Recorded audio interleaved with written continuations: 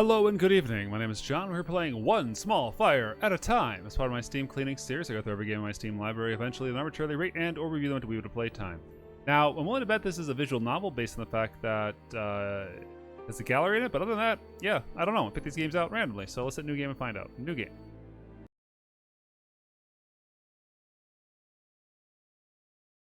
Here to play with. Sometimes I wish I was completely mad.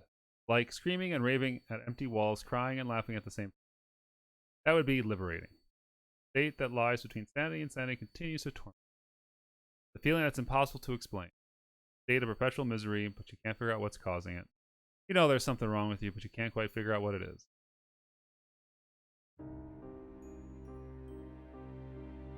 I open my eyes to the room painted black by darkness. Stare at the ceiling. Maybe if I stare long enough, something will appear. Nope, nothing. Just that old, dull ceiling, as boring as the dead of night. Weird contraption. The silence is deafening in a small bedroom. Nothing can be heard. Nothing is moving, nobody speaks, for there is nothing and nobody here. I tried listening to nobody. Maybe if I listen, nobody will tell me goodnight, nobody will read me a bedtime story, or sing me a lullaby. Sure enough, nobody does that. All alone. I raise my right arm, reaching out towards that dead ceiling. Maybe someone will take my hand and put it in there. Someone, anyone, but who would do that? God? Devil? An angel? A demon? Ghost? A spirit? Anyone. Anyone at all. Anyone would be fine. I wait a minute. 2 minutes. My hand feels as heavy as lead. How long has it been? Won't anyone take my hand? No? Okay. As usual, no one takes my hand. Pressing start. Nobody ever takes my hand. Left my arm fall limply to my chest.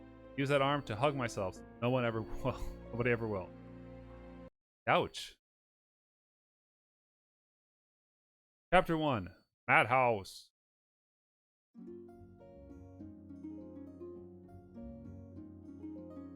And once you can feel your mana gathered in your hand, you just aim at your target, open your hand, and Alright, we're spellcasters. Breeze gently brushes my face, slightly stirring my lung. Got it, Janice? Now that was wind magic. Now try it with your own magic. Silver strands of hair fall over my eyes. Janice, are you listening? Brush them aside with one hand. Ina's palm hangs in front of my face, still gleaming. I heard you, Ina. Good, now you try. I've tried it countless times. This one's not going to be any different. Well, try again. Don't give up. With a sigh, I raise my hand so that it's pointed towards Ina. Good, good. Now try to focus on your magic power. Remember, magic always comes out of your hand. Please? So concentrate your mana there. Feel it? How should I know? I don't even know what this mana and magic stuff is supposed to feel. Yeah, I think. Good girl. Now all you have to do is invoke summon magic ability on your magical trait to cast the spell. What was your magical trait again? You told me it was courage. Wow. Great! Courage is the trait for fire magic. Now summon some fire. Well, careful, lady.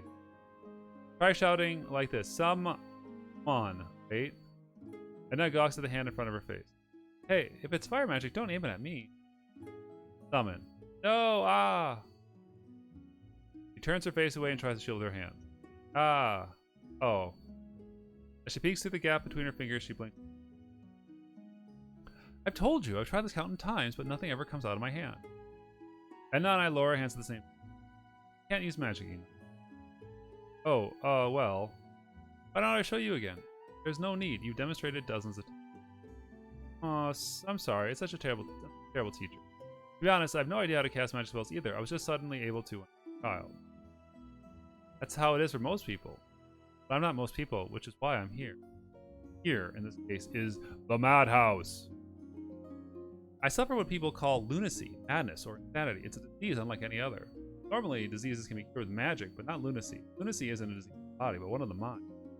Some bad overtone. It comes in many forms. Some people talk and laugh to themselves. Others have irrational fears about little things, or claim to see and hear things that aren't real, and so on. Since we lunatics can't properly function in society, we're kept in one of the madhouses for... Ooh.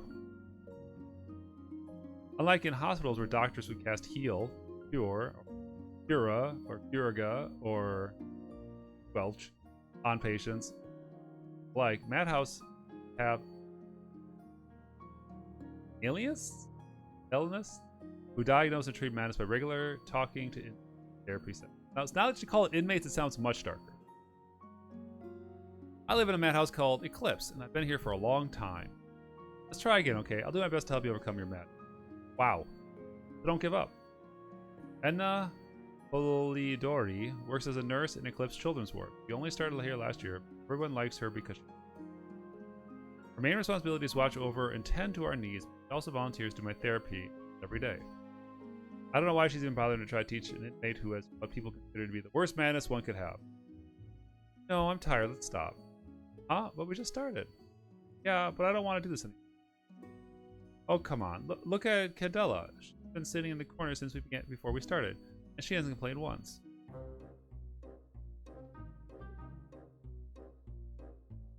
Cadella, we should talk about your music cue. Girl Ina points at is sitting at a small table, her eyes glued to the bundle of paper she holds, a sketchbook, and a pencil clasped in her hand. Cadella Carol, another inmate. At 16, she will soon become the oldest kid in the children's ward. The girl currently holding that title is moving to the adult ward. Cadella never complains when she's drawing. Try teaching her magic and see how long before she loses. Well, of course she's getting bored. Cadella can already use it. Then see how long get her to do anything besides drawing. ... Look at her. We're talking about her in front of her, and she doesn't even care. ... Cadella continues to scribble in her sketchbook, never even bothering to look at it. Well, you know, Cadella's condition. She was diagnosed with inattentiveness. Game, I get you're trying to set up a mystical world where they can't deal with these kind of things, but you gotta start with a less heavy hand. That book is the only thing in the world that can hold her attention for more than 5 minutes. Fine, please tell Miss Sherwood to add intentiveness to my diagnosis. Won't have to practice math. Oh, Janice, why being so difficult? Your madness is a magical deficiency. Don't try to add anything else to that diagnosis. Ina decided to leave Cadella to her sketchbook. Don't give up, Janice. I'm sure you'll be able to use magic sooner or later. Anyone can. Nah, it's too late for me. Most children cast their first spells before they turn 7. I'm twice that age, and I can't make a single spell.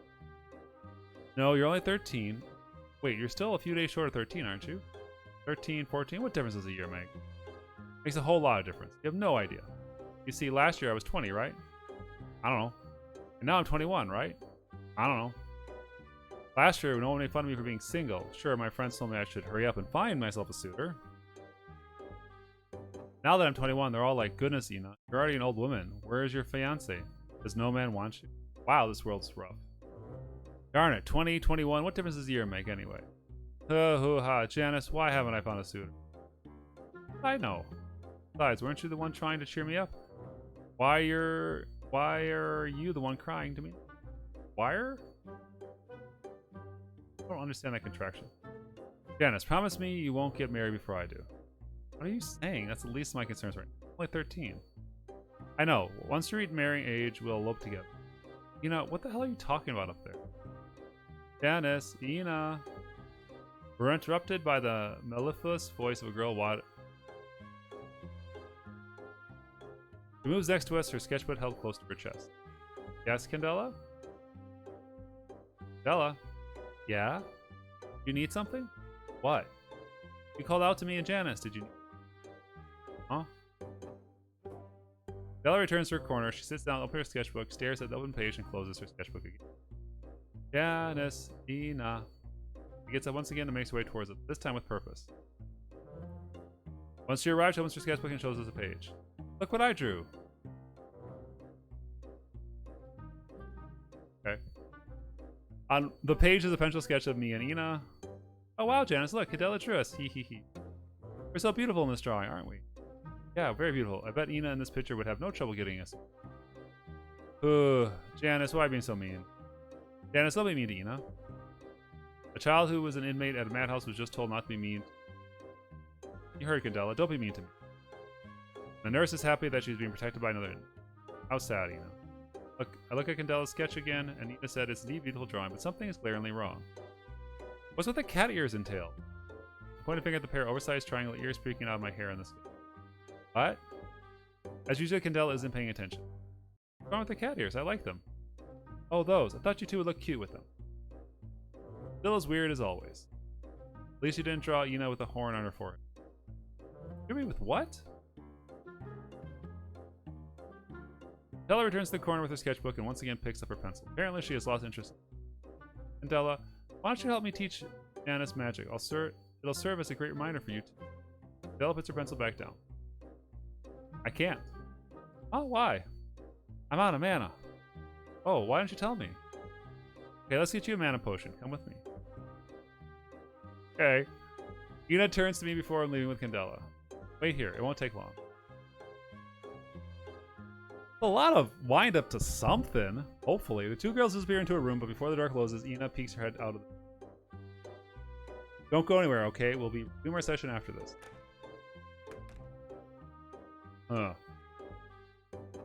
Well, wait. Oh, we got a relationship point. I guess I'll wait for them to come back. All right. Oh my goodness. All right, so we have 3 different characters. 2 we haven't met. We've got this much Candela point. Instant. Thank you. I know it won't make any difference. I still won't learn magic even with the Candela's help. I'm a hopeless case, but honestly, I don't have anything better to do. To my surprise, Candela comes back out alone. That was quick. Where's Ina? Huh? Ina? I don't see Ina. Probably forgot that she was following Ina and came back here. Janice, let's go outside. Yep, she definitely forgot about Ina. Okay. We are floating in nothingness. The air is warm under the autumn sun. But who's the person who's alone? You're clearly not alone right now. I scan my surroundings, admiring the greenery of the complex. At this hour, many of the kids are out playing. My eyes end up staring at the girl standing underneath the tree. With the leaf falls from the tree and lands on her nose. She's alive, of course. She wouldn't be standing there, wouldn't be standing like that if she were dead. Something she'd like hobby, if you will. After a while, my eyes start to wander again. Eventually, they spot a little boy running along vast field of grass. He runs around and around, making sharp turns, giggling all the way. Suddenly, he waves a hand in the air and yells, "Tag, you're it!" before turning and dashing out the opposite direction. Never does he stop laughing. Ha ha ha. Apparently, Candela found that amusing. My gaze begins to drift again, and I find another house that looks somewhat familiar behind us. You'd think the 2 wards would be the same building, or maybe right next to each other. They're actually quite far from each other. Are you thinking of going to that house to play? I've always wanted to play there myself, but Mr. and Mrs. Sherwood said we must never go there. No, I wasn't just thinking about how big the eclipse is. Oh. Look at all of this. 2 buildings and a huge complex separate from the city streets by massive stone walls. Yeah, but the world outside the walls is even bigger. Ha ha ha. Well, that's true. Not that we know anything about the world outside these walls. Want to go out there? Sure. Not really. Besides, we couldn't go out there even if we wanted to. Because of the barriers? Yeah. Walls aren't enough to keep inmates in. Wind magic users can levitate over them. Most madhouses solve this by not giving their inmates mana potions or keeping them locked in their wards. Eclipse owners, Mr. and Mrs. Sherwood, however, chose a more humane but much more expensive solution. They're called magic machines. These new inventions allow magic to be cast without magicians, but I don't know anything about them beyond. Mr. Sherwood bought and installed magic machines to erect invisible barriers along the perimeter of the complex, effectively extending the wall. Can we break through the barriers? If you can if your magic's strong enough, but no one's magic here could close. What about going over them? You're telling me you're a wind magic user, aren't you? Haha, yeah, I could levitate. I can only get about a dozen yards off the ground, not nearly enough to get the barriers. On the other hand, I've been told that earth magic users can cast a gravity nullification, which in theory would allow them to jump over the barrier. However, the same problem arises. Children can lower gravity, but they aren't strong enough to... The only way in and out of Eclipse is through the main gate, but they keep it locked most of the time. So security is perfect, hee hee hee. Yeah, but why do you need all this security anyway? Huh? Prevent us from escaping, right? But why would we want to escape? Eclipse is our escape, not the other way around. We'd only be mocked and mutilated out there. These can't be cured. In the right minds would want to escape from them. But none of us are in our right mind. Ha ha ha ha ha. That's a good point. Continue to watch some kids playing in the yard. Apparently Candela finds interesting. Takes out her pencil and starts drawing. Candela? Looks like she's already lost her in drawing, so I decided to leave her alone. I wander around some more and arrive at a large yard behind the A number of pillars stand in the distance. Years ago, they started constructing a new building, but the project was cancelled shortly afterwards. Like some of the stuff that you scattered about. Nowadays, construction has turned into a playground for the older boys. Fortunately, some of the old boys beeline for me. The last people I want to see. Ooh, look at this guy. Hey, if it isn't the freak. I don't really want to deal with them, so I try to move away, but one of them boys stands in my path. When I turn, another way blocks my escape. Soon, I'm surrounded by 5 boys around me. Face the first boy again, who happens to be the leader. Go away, Drake. Leave me alone. Have you learned to use magic, freak? No point in answering. We've had this conversation many times. It always ends the same way. Still can't, huh? That's really pathetic, right, guys? 4 other boys shout in agreement. Yeah! So pitiful! Everyone tries to say something, but forgets what he wanted to say. The last boy says, I think she's too stupid to use magic. Followed shortly by, I think so too. The underling's response evokes a smug smile from Drake. I've always wondered how messed up your mind has to be to unable to cast a single spell. What do you think, Janice? I don't know what kind of lunacy Drake Parat suffers from, besides the fact that he acts like a hotshot. His behavior seems quite normal. Aren't you going to answer my question? Maybe this is lunacy. Being a jerk was one of the symptoms of lunacy. The city would run out of manos pretty quickly. To think this inmate Pratt is actually a year older than me. You need to be taught a lesson. Drake commands one of the boys. Hey you, attack her with her magic. Whoa, that's a escalation path. Aye, sir. Boy rings his right hand low beside his knee. It pulses green with light. Then he swings his arm up. Ha!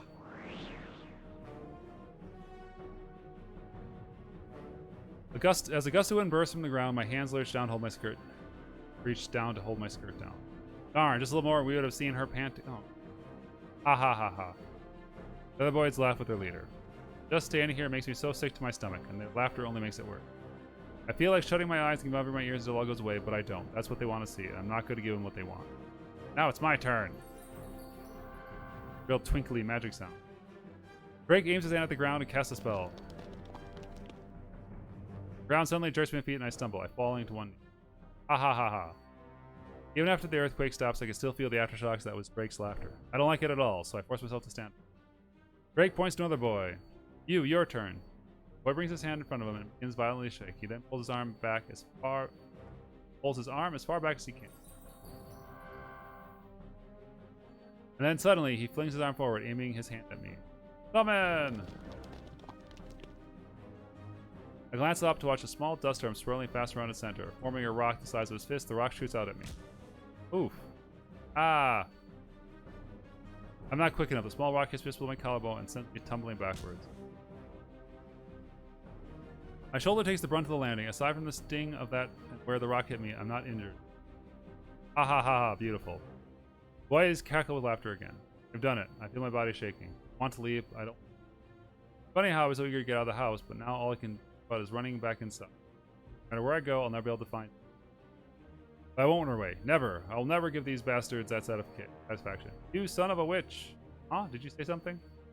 Still squirming on the ground, I glare at the boys who summoned the rock. What are you looking at? A weakling with no magic like you should learn how to show some respect. I slowly rise. I straighten my posture and take a deep breath. I move my right foot a half step forward, then turn my left foot outward. My hands find my abdomen. My arms are almost straight, but still relaxed. Try that again. Huh? I said try that again.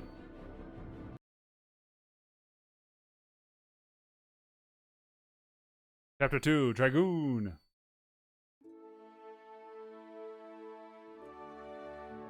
Alright, the side of the gate reads Eclipse, much to Aiden Wolf's relief.